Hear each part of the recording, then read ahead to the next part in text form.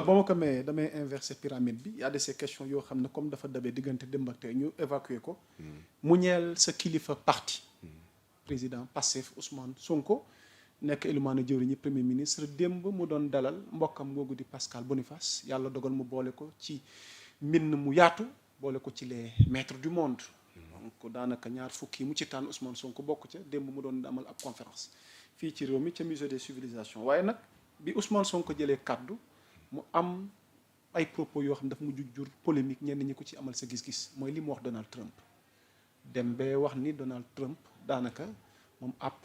déstabilisateur la yëf yi def polémique ñu bëgg a am sa njàngat ci kàddu yu Ousmane Sonko yëkkati ginnaaw bi nga jàngatee tamit discours am ak dalal gi mu dalal kooku di Pascal Boniface. waaw merci à Moussa je pense que question bu am njëriñ la d'abord il faut que ñu wax le contexte bu andi déclaration bi mu def contexte bi mooy dafa am benn borom xam-xam bu mag bu tuddee Pascal Boniface bu bind benn livre te Pascal Boniface ma fàttali ni Ernoy c'est un français voilà bu bind benn livre tuddee ko les 20 maîtres du monde voilà sur les 20 maîtres du monde nag daf ko classifier dafa am ñu mu def ce qu'on appelle les hors la loi mooy ñaa xam ne lu leen neex nañuy def seetuñu li dagana wala daganul seen doole nañu yor di ko imposer si hors la loi yooyu daf si am Donald Trump mi ngi si Vladimir Poutine mi ngi si Elon Musk mi ngi si ak ñeneen ñu ngi si ñi nga xam ni seen dañu am doole wéer ko si pouvoir wala wéer ko si xaalis seetuñu lu yoon tëral wala lu mu tërul ñoom lu ñu bëgg rek nañu xam ñooñu la tuddee les hors la loi am ñu mu tuddee les soft power mooy ña nga xam ni dañuy wax ju rafet wala di ko jaaree ñoom si lu ñuy yëngatu soit si musique wala si religion pour aussi andi jàmm si àdduna bi wala di def seen influence te ñooñu soo xoolee ñu bëre ay millions de personnes da leen di suivre dans le monde cité na si le pape Benoît XVI su ma juumul ak yeneen comme Taylor Swift mu nekk benn musicienne bu mag ak ñeneen am na ñaa xam ne aussi daf leen boole sur les multi-alignés mooy ña nga xam ni daan na ko ñoom seen intérêt rek nañuy xool dañuy seet état bu ñu am ak intérêt ñu dem ànd ak ñoom pour défendre seen intérêt réew wala seen intérêt économique ñooñu aussi daf si boole Narendra Modi mooy le premier ministre indien ak mu boole si Ben Salman aussi le prince héritier saoudien am na ñaa xam ne aussi mu boole leen sur les nolani du sud global sud global nag suñ ko waxee mooy peut-être l'ensemble des pays du tiers monde boole na si le président chinois Xi Jinping ak le premier ministre Ousmane Sonko ak Lula ñoom ñoo bokk classement ñooñu soo seetee ils défendent les causes du monde sud global mooy réew yi nga xam ni dañoo néew doole wala si seen njëlbeen dañoo néewoon doole su ñu jëlee par exemple Chine mën nañu wax ni c'est la deuxième puissance économique du monde derrière les États-Unis avec un PIB de 18 000 milliards de dollars soo xoolee États-Unis seen PIB c'est 27 000 milliards de dollars Chine moo ci topp Chine aussi am na côté nga xam ne sax soo ko xoolee dafay devancer États-Unis voilà sur le plan de la production et sur le même plan commercial am na ñu jàpp ni des chercheurs borom xam-xam ñu gëm ni Chine c'est la première puissance commerciale dans le monde parce que lu muy produire moo ëpp si àdduna bi am na sax ñu ko tuddee l'atelier du monde donc Chine su amee problème rek daan na ko àdduna bi yëpp dañ koy yëg voilà si biir loolu aussi si ñooñu seen président mooy Xi Jinping seen tur yi dafa xaw a naqari prononcé waaw xam nga turu chinois yi dafa am yoo xam day naqari prononcé ak Lula aussi si la bokk ñooñu seen njëlbeen ay dëkk yu ne woon doole mais soo xoolee waa Brexit nga bëgg wax du ñu waa dëgg la non du ñu waa Brexit kase waa si Brexit nañu bokk non si Brexit mais Inde si beneen classement bi la bokk Inde si multi alignés yi la bokk c'est que Inde day ànd ak par exemple Brexit la bokk mais en même temps allié des États-Unis la soo seetee Arabie Saoudite Brexit la bokk mais en même temps allié des Américains la xam nga loolu day moo tax mu tuddee leen les multi alignés mais Ousmane Sonko si kii bi mu bokk c'est que les leaders du sud global mooy ñaa xam ne ils défendent les causes des pays faibles Ousmane Sonko si ñoo la mooy Lula ku ko xam c'est le président des pauvres les Chinois ñoom malgré que c'est le deuxième PIB mondial avec 18 000 milliards de dollars mais ñoom ils se considèrent toujours un membre du tiers-monde Chine donc loolu day feeñ sur ses relations avec les pays du tiers-monde avec ce qu'on appelle la route de la soie yaa ngi koy dégg soo seetee ses relations avec l'Iran ses relations avec le Venezuela aussi bon loolu beneen débat la mais le premier Ousmane Sonko taxaw gi mu taxaw foofu kon ñëwagoo ci kàddu yi mu yëg waaw ñëwaguma dama lay décrire contexte bi voilà contextualité bi ñu désigner Ousmane Sonko parmi les 20 personnes xam nga 20 personnes c'est un nombre très restreint avec tous les dirigeants soo xoolee àdduna bi su ma juumul c'est plus de presque 177 états ñoo fi nekk su ma juumul et des monarchies 177 wala mu ëpp ko. c'est moins de 200 sax. voilà c'est moins de 200 voilà je pense que romb mooy donc c'est plus de 190. ñu tànn ci 20 personnes. Sur les 20 personnes là le premier ministre Ousmane Sonko en fait partie je rappelle que il y a Mugabe aussi qui est un Africain qui fait partie de ce classement. damay fàttali aussi Mugabe. fait partie aussi des hors-la-loi. waaw Mugabe. selon Pascal waaw Boniface selon Pascal Boniface. parce que aussi le rôle qu'il joue sur la situation instable bu am ci Congo surtout dans le Goma. peut-être xam naa loolu moo tax mu boole ko sur les hors-la-loi. léegi suñu jëlee le cas individuel. isolé du premier ministre Ousmane Sonko. ñu boole ko ci ña nga xam ne par exemple Lula. ak influence bu mu am bi dans le monde. ak Brésil nga xam ni Brésil mën nañu jàpp ne sax c'est un sous-continent. nga jël aussi le président chinois ak doole bi mu am. ñu jël Ousmane Sonko mu nekk l'un des rares africains l'unique africain nga xam ne bokk nañ ci classement boobu man loolu dama jàpp ni c'est une fierté d'abord la war a nekk pour tous les Sénégalais ak boor boo mënti fayte nga bokk ànd ak pouvoir bi comme nga bañ a ànd ak pouvoir bi et puis mu nekk aussi une fierté pour tous les Africains nga nekk Sénégalais comme nga bañ a nekk Sénégalais parce que aussi le premier mënoon nañu ca boole ci beneen classement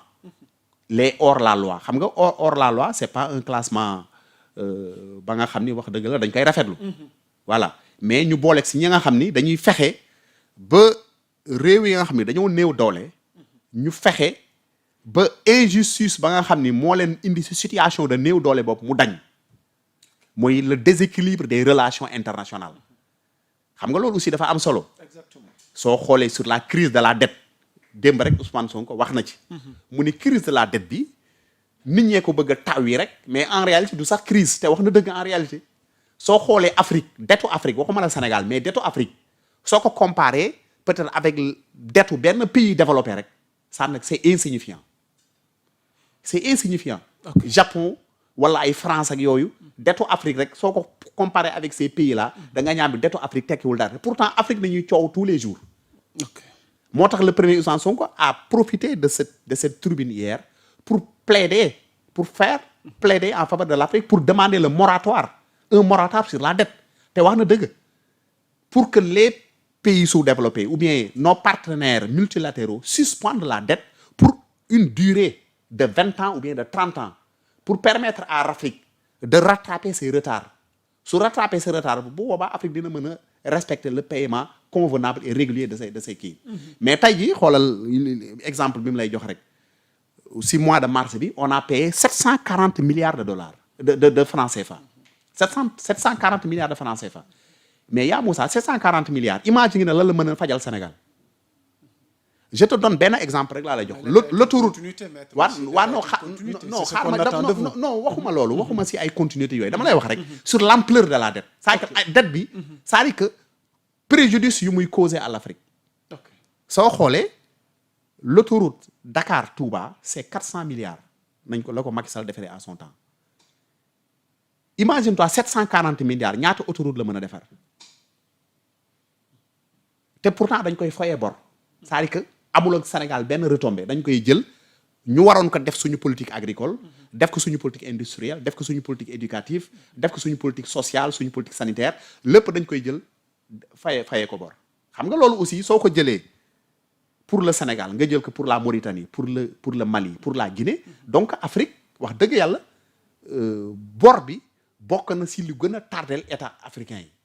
te pourtant bor boobu soo ko xoolee de façon globale représenté wul dara par rapport à la dette contractée par les pays développés moo tax le président Sonko doon plaider démb effectivement le moratoire sur la dette. C'est important. beneen affaire bi aussi toujours dans ce contexte-là le premier Ousmane Sonko fu mu toog day dénoncer le déséquilibre c'est-à-dire que le rapport inégal dans nos relations avec l'extérieur su ma nee extérieur da nga ci booy les pays développés et les multinationales c'est-à-dire que contrats yi c'est des contrats déséquilibrés souvent c'est des contrats yi nga xam ni juridiquement dañ ko c'est des contrats léonins en faveur des pays développés ou bien des multinationales su ñu jëlee ñun rek suñu cas comme le Sénégal gis nga le cas de GTA contrats yi c'est des contrats extrêmement déséquilibrés nga jël le cas de Sangomar Sénégal daanaka amu ci dara lépp lu ñu produire dañ koy fayee bor fii ak 25 ans xam nga yooyu c'est des situations yi nga xam ne wax dëgg yàlla c'est des situations qui ne plaident pas en faveur de l'Afrique. Exactement. Donc le premier Ousmane Sonko loolu lay kii et puis liggéey bu mu liggéey aussi sur la démocratie parce que Sénégal aussi tolloo woon nañ fi benn jamono démocratie bi dafa naroon suux naroon na nërmelu si volonté benn lu mu tudd tyrannique d'un régime qui voulait s'éterniser au pouvoir Ousmane Sonko xeex ko mu jaral ko carrière am sa carrière professionnelle jaral ko sa liberté jaral ko sa santé mu tayle même addunam pour défendre cette démocratie là je pense qu'au nom de tous ces combats là qu'il a menés pour le Sénégal et pour l'Afrique et mu nekk des combats nobles je pense qu'il mérite vraiment largement quand même cette distinction léegi su ma ñëwee sur la déclaration qu'il a fait je pense que loolu ça entre toujours effectivement dans ses principes et dans son combat parce que soo xoolee gis nga le monde actuel yaa Moussa dañoo jógee sur la guerre froide qui vient après la deuxième guerre mondiale guerre froide c'est des rivalités géopolitiques entre l'URSS l'ex-URSS et les États-Unis ñu jógee foofu ñu dem ci benn monde unipolaire benn monde ba nga xam ne benn état rek moo ko dominer moo am doole yi mooy les États-Unis te ci domination boobu c'était une domination on peut entre guillemets pacifique amuloon benn problème américains yi am nañ fa ay chefs d'État yu bëri yu fa jaar di am ak des relations vraiment avec tous les pays du monde des relations parfois nag c'est des relations qui sont teintées parfois de conflits mën nañ jël le cas de l'Irak Afghanistan tout ça mais ba léegi ça restait dans un cadre normatif ou bien dans un cadre plus ou moins normal mais c'est la première fois ñu am un dirigeant dans le monde ba nga xam ni comme Pascal Boniface bi mu ko waxee saa yi comme dafa ñëw ci kër gi ni table bi ñu toog ñu am doole rek fay toog kër gi mel na yow nga ñëw sa kër doon na sa waajur doon boole ñëpp def leen benn parce que moom moo amoon doole ji sa waajur jóge fa yow nga ñëw nekk taawam doon na ko nga ñëw toog ni léegi sama frère yi ku am xaalis dinaa la accepter ci kër gi di nga am baat ku amul xaalis nag dama la génne ci biti wala ma toroxal la daan na ko soo seetee moom cette administration là doxalin boobu lay doxalee dans le monde loolu nag wax dëgg yàlla te da ngay gis ni lu mu tudd sax soo xoolee dans le monde presque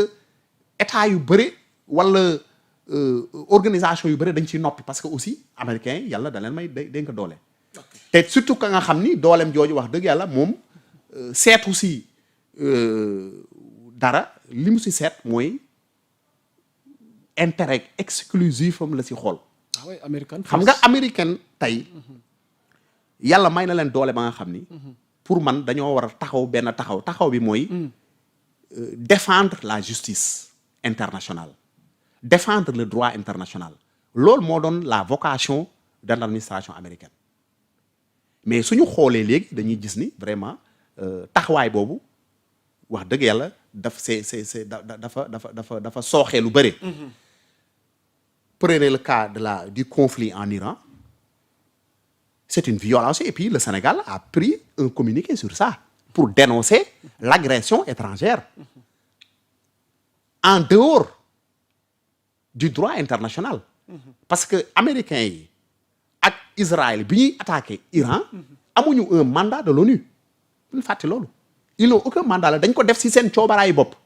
mooy saa yi que léegi dañuy xool ni yow état souverain nga mais dañuy gis ne yow mi fii ak 1 an wala 2 ans wala 5 ans wala fii ak 10 ans da ngay menace suñu intérêt da lay attaqué léegi mais loolu Moussa suñ ko daganaloon Sénégal mën na yeewu benn jour dugg biir Gambie nangu Gambie. ok Sénégal mën na yeewu benn jour nangu biir Guinée Bissau. wala mën na yeewu attaqué Mali. te boobaa ba jàmm du am si àdduna. parce que état àdduna aussi dafa am lu koy doxal jàmm mooy doxal àdduna mooy le respect des souverainetés internationales. su ñu demee ba di violer ces souverainetés en toute impunité. donc on va dans un monde de lu mu tudd sax d'anarchie si anarchie la ñuy dund. te bu boobaa kenn dootul nekk ci sécurité. on est d'accord. donc man je pense que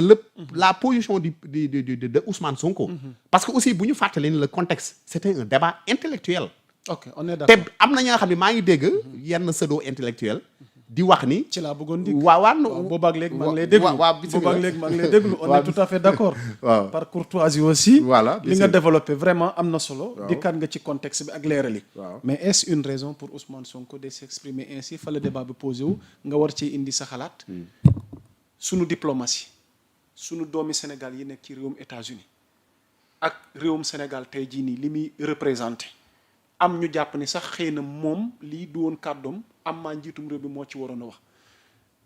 ñu bëgg ñëw nag ci kàddu mu yëkkati jëmale ko ci Trump te ba tey Trump tontagul wala États-Unis defaguñu réplique. li ci mën a judd ci conséquence est-ce que tey jii nii natt na ko ci kàddu yi mu yëkkati. non xam nga yaa Moussa est-ce une façon pour lui de s'exprimer yaa Moussa gis nga xam nga man li ma gën a metti dans ce débat là je pense que dafa am benn manque de confiance ba may gis parfois si yenn africains yi du africains yëpp nag mais si yenn africains yi gis nga dañoo war a xam ni le destin du Sénégal et le destin de l'Afrique suñu génnee c'est en dehors de la volonté divine si loxo africains yi la nekk nekkul si loxo Donald Trump nekkul si loxo américains yi nekkul si loxo président France nekkul si loxo kenn si loxo africains yi la nekk suñu destin c'est entre nos mains je vous donne un exemple rek le cas de l'Iran c'est un État qui a été mis sous embargo pendant plus de 40 ans biñ ko songee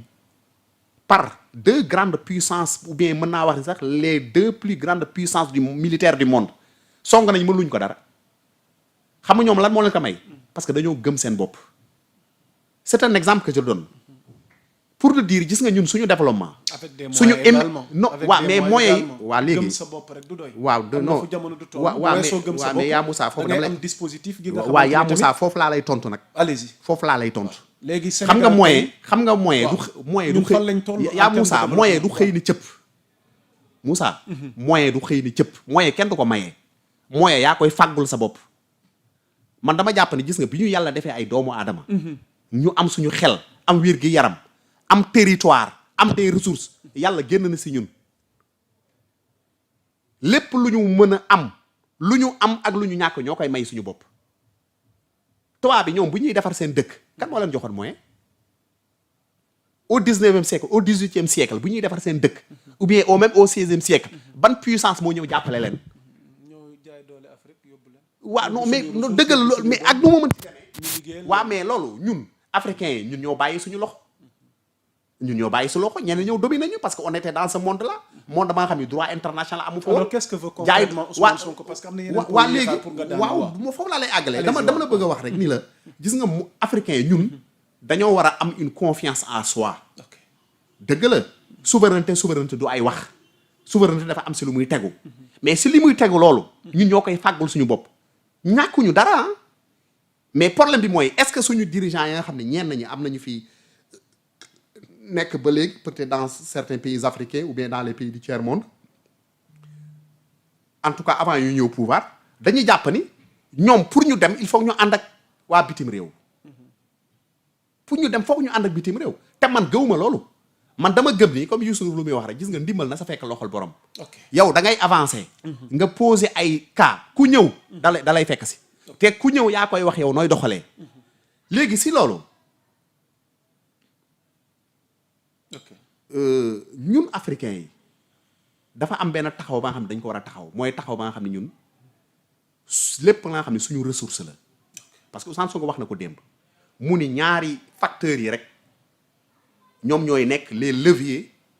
d'une puissance mooy lan mooy le territoire et la population la démographie man parfois dama naan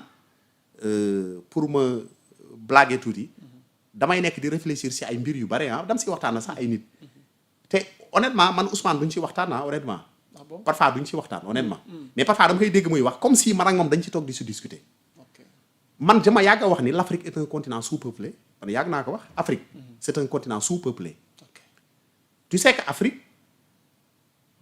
c'est plus de 10 millions de kilomètres carrés est-ce que du 15 millions de kilomètres carrés su ma juumul parce que États-Unis rek c'est 9 millions de kilomètres carrés l'Afrique c'est plus de 10 millions de kilomètres carrés Inde Afrique moo ko ëpp c'est un sous-continent mais Afrique moo ko ëpp xam nga Inde population ñaata la 1 milliard 300 millions d'habitants la Inde Afrique xam nga population ñaata la 30 millions kilomètres carrés kan Afrique 30 millions tu as vu man maa ngi doon minimiser sax mais c'est 30 millions de kilomètres carrés xam nga Afrique population xoolal Inde kilomètres carrés ñaata la mais gis nga Inde seen population xam nga ñaata la c'est 1 milliard 300 millions d'habitants. Inde fait l'Afrique la population de l'Afrique. moo ëpp population Afrique xam nga population ñaata la 1 milliard 200 millions d'habitants. yéeg na 1 milliard 500. Afrique population Afrique yegg na 1 milliard 200. 500. 1 milliard 500 avoisiné na bu Inde bi fi mu ne nii.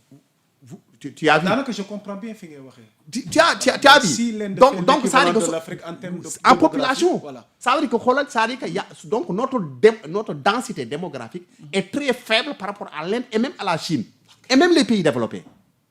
xam nga gis nga population. dafa bokk ci des facteurs c'est dafa bokk sax même ci agrégat économique yi. soo xoolee économistes yi dañuy tudd la population parmi les agrégats économiques mais population boobu nag. dañ ko war a préparer. warul nekk benn population yoo xam ne dafa daan yàccee ni yasar Ousmane Sonko wax na ko démb. mu ni population bi suñ ko préparer bombe lay nekk. mooy cette jeunesse là. elle doit être formée. elle doit être préparée à prendre ses responsabilités. macha allah. tant que condition yooyu dajewul. démographie boobu. bombe lay mujj a nekk si ñun ça va se retourner contre nous. donc moo tax ma wax ni. le travail c'est que cette énorme responsabilité là. su ñun la peser wu d'abord. ñun aussi africains yi aussi. on est pauvre mais on a nos dignités quand même on a nos dignités. je pense que Ousmane Sonko il faut inscrire sa déclaration nationale ma yokk ci benn affaire. mais xamal ni le premier ministre Ousmane Sonko. la politique étrangère du premier sànq dama si doon dégg benn waaye un pseudo intellectuel mu naan xaw ma le premier ministre Ousmane Sonko est en train de déstructurer notre tradition diplomatique ma ni ko non dafa juum Sénégal sa tradition diplomatique est restée intacte. La déclaration de premier ministre Ousmane Sonko, c'est une déclaration dans le cadre d'un débat intellectuel. En plus, beneen affaire, le premier ministre Ousmane Sonko, sur le plan diplomatique, c'est pas le premier ministre Ousmane Sonko qui administre la diplomatie sénégalaise. La diplomatie, c'est un domaine réservé au chef de l'État. Sénégal position bu mu ciy jël. c'est le président de la République moo koy wax. Merci maître. Mais la position de premier Ousmane Sonko, c'est un avis personnel. mën nga ko partager nag comme mën nga ko bañ a partager. C'est important maître. Voilà. C'est important donc on a passé assez de temps sur ce sujet c'était important d'y revenir avec vous. dégg nañ sa position gi ñu ci am mais on va essayer d'avancer ci yeneen tomb xam naa fii léegi jamono dinañ ci gën a mën a am.